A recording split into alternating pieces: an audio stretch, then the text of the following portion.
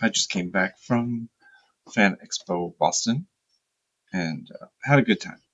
Really good time. The only problems is driving into Boston all the time. Um, but I've been going to the Comic Con for many, many years. And I've had the privilege of having uh, press passes for 2 out of the last 3 years. And got to shoot some B-roll stuff. I want to give you a little bit of what was going on there and how it looked if you have never been to a con before or if you've been to a con before.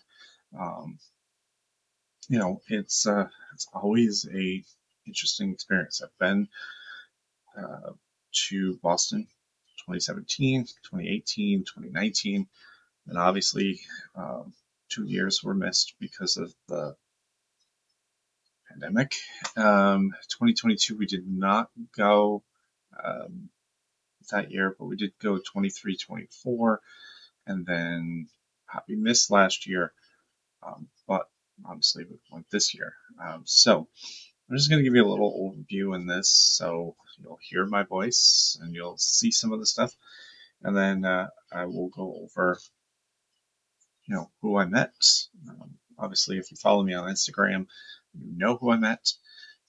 And then I will show you some pictures from years past, and that's it. It's going to be a small little recap of Fan Expo. Let's go.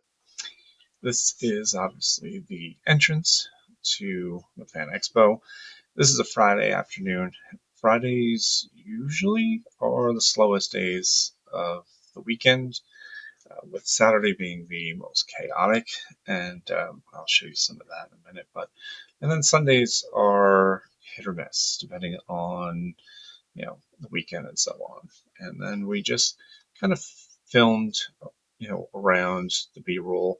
Um, my son was holding the camera, so it's a little shaky, as you can see me in the foreground here. So sorry about the shakiness here.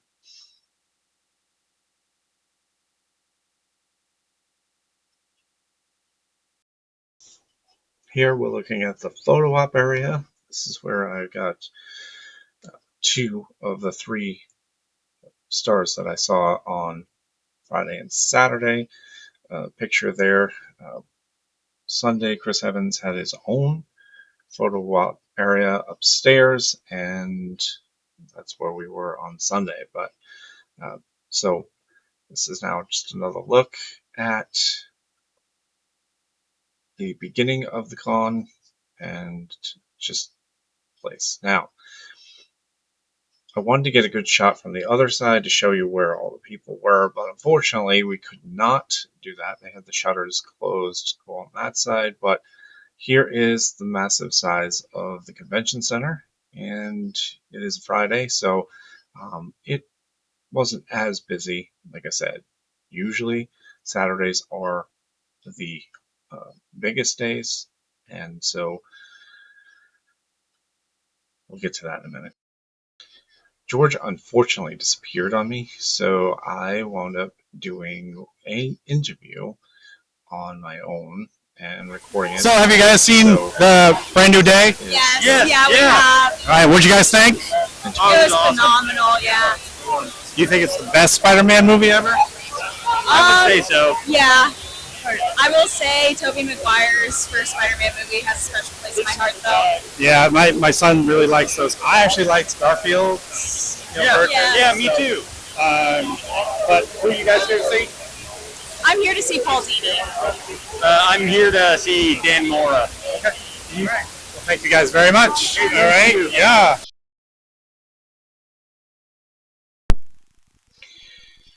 And then this was Saturday. I know the enormity of the building, and just Saturday itself was so massive that you can't really see, but there were a ton of people. There was not enough room to move around, as you can see, hopefully. It was so chaotic in there. with just the massive amount of people. And yeah, so we get to take a look around. We wound up going over to um, a little bit of a safer area, which was where all the activities were going on. There were so many groups. There was the Ghostbusters group that was doing, um, all these little things for the kids, and obviously the guests. Star Wars is over there as well. Sort of Big Jack Skeleton, uh, derpy um, ride for the kids as well. Actually, adults too. I think I saw a few on there, but obviously the Ghostbusters, and so there was a lot of areas over there. There was a little area there where kind of like I want to call it a daycare area over there somewhere, which we may see in the next segment. Love that shirt, by the way, Spaceballs. And just getting to walk around um, in this area here. It wasn't as crowded because everybody was with the vendors and obviously the guests. And, so I get to interview these guys. And unfortunately, the audio is just messed up. I don't have no idea why. It was messed up because I had my recorder, so it wasn't like it could be. But these guys were hilarious. The Deadpool guy was obviously the one that talked the most. But yeah, crazy. I wish I had the audio for it. I'm gonna have to go back through and figure that out. But these guys were pretty funny. They were really explosive, and did a lot there. I wish I had. And this booth was very interesting to me, although right now, Paranormal World or community is all over the map. You're either with the debunking community and actually wanting to do the research and understand, or you're with the faking community that literally is fake. I thought this cosplay was pretty cool. As you will see in this one, this is later on that Saturday. Um, it was a lot, a lot of people up in the front there.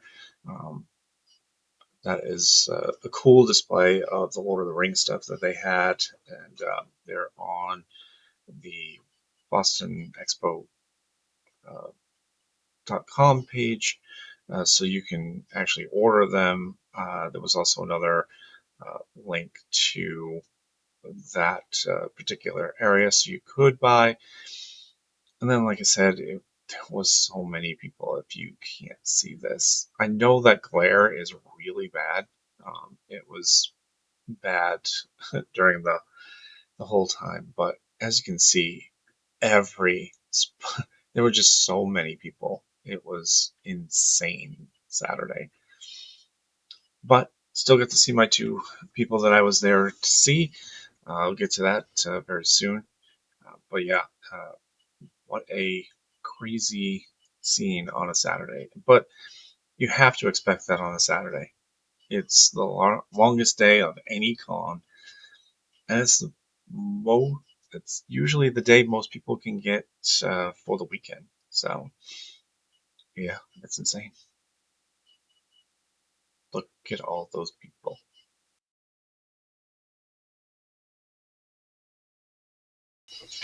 Sunday saw a different crowd, obviously a lot thinner than Saturday, which is, typically normal for a Sunday morning, um, because again, a lot of the people have already done their 2 days for the con. They usually don't do a third, but I didn't actually have to go to the floor that day. I got to meet Chris Evans. I had to walk down this long corridor over the top of uh, the convention floor. I cut out a lot of that because you really don't need to see the whole thing. But as you saw, see the light coming. We're getting closer and closer to the area where Chris Evans was being held. I say, I say that lovingly, but I mean, they had to, for probably the amount of people that he saw all weekend. I can imagine that they needed to do this because, I mean, if you saw Saturday, I can't even imagine what it would have looked like if he was down on the convention floor. As we get out of the long corridor, he was housed on the second floor here, and look at this line. That's crazy. They are waiting to get into the photo op area. Uh, I zoomed in here. There are so many people already lined up for the photo op, and some of those people were actually for the autograph at 1 o'clock because they had to block them off. Now, again, this is a Sunday, and you see this many people. I cannot imagine what he had to face on Saturday. I mean, just chaotic, probably. So all of that took very little time. It was so well organized that I am very grateful that we did not have to uh, waste a lot of time up there and just waiting around. Again, looking at this photo op area and what we faced upstairs, could you imagine what that crowd would have looked like if he was down there right now? There would be no lines.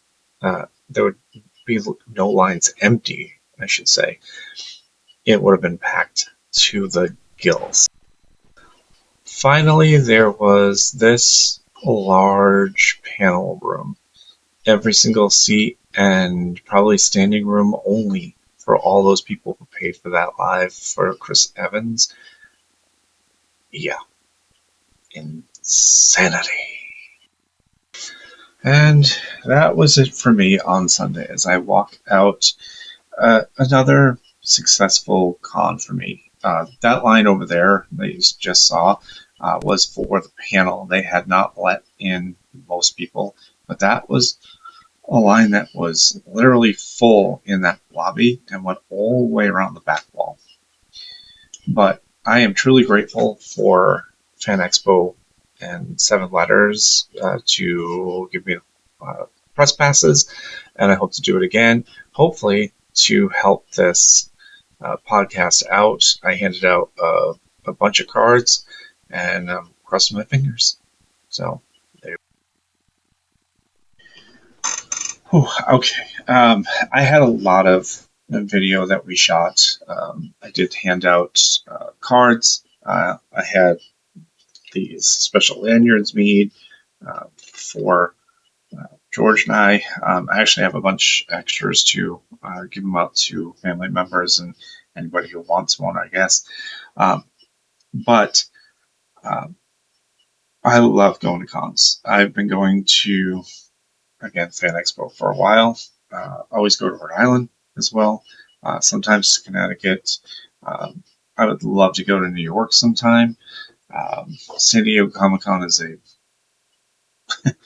a pipe dream, but I wouldn't mind going to see some of the bigger cons as well. But Fan Expo is one of the only places that would give me media passes, so I am, grateful for that, and I'm hoping this will help. So, who did I see this weekend? Well, I saw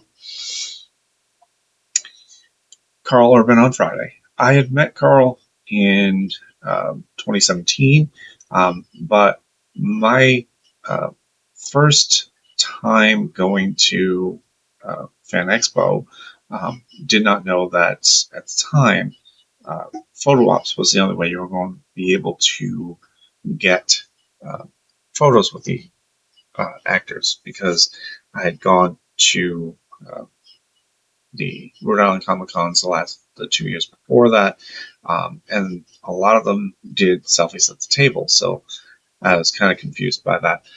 2018 got plenty of them, but anyway, we'll get into all that later. We'll do a collage thing.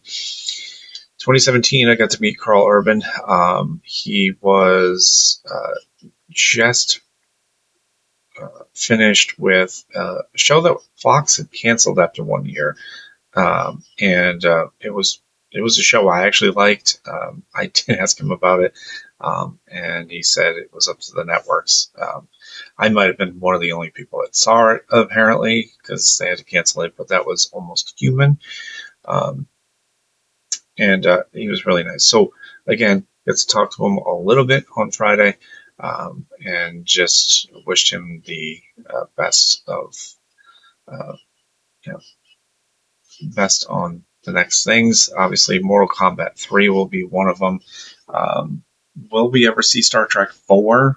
JJ has been, trying to get that one off the ground, but Carl has done so many good things, and he's been in the MCU, and he has been in Lord of the Rings, and maybe someday we'll see him in a Star Wars movie.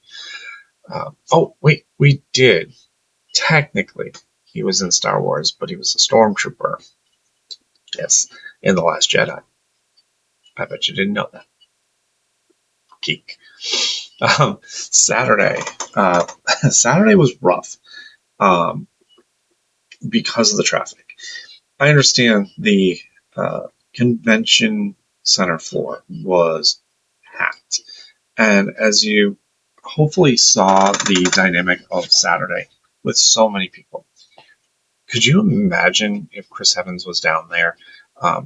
From the Sunday little snippet that I showed you, imagine that probably double or triple up on that second floor.